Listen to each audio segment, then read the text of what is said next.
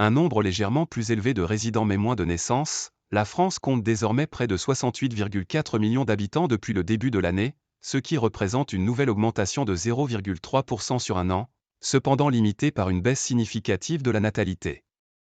Au 1er janvier 2024, 68 373 000 personnes vivaient en France, dont 66,1 millions en métropole et 2,2 millions dans les 5 départements d'outre-mer, selon des données publiées mardi par l'INSEE.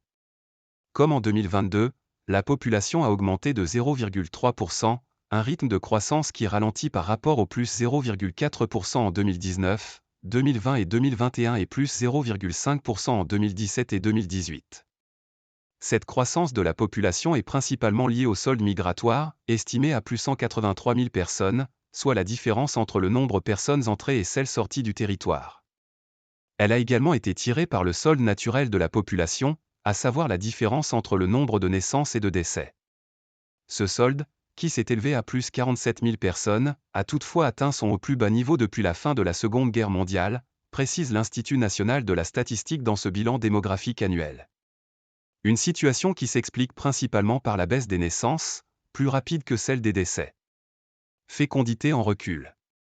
En 2023, 678 000 bébés ont vu le jour dans le pays, soit 6,6% de moins que l'année précédente, ce qui correspond au plus faible nombre de naissances sur un an depuis 1946.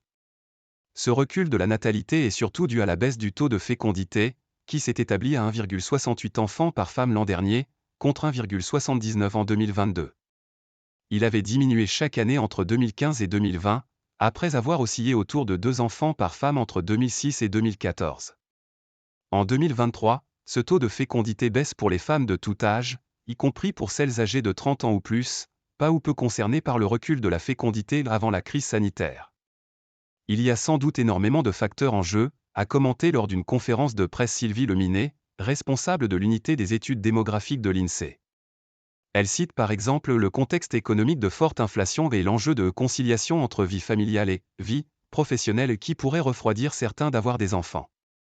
Dans un communiqué, l'Union nationale des associations familiales, UNAF, estime qu'une politique familiale universelle articulant des mesures favorables au niveau de vie et à la conciliation vie familiale-vie professionnelle constituerait une solution efficace face à cette baisse de la natalité. La France restait toutefois en 2021, dernier comparatif possible, le pays le plus fécond de l'Union européenne, avec 1,84 enfants par femme, selon Eurostat. L'espérance de vie progresse. En 2023, l'INSEE comptabilise 631 000 décès, un nombre en recul de 6,5% par rapport à 2022, année marquée par les conséquences de la pandémie de Covid-19 et des épisodes de forte chaleur.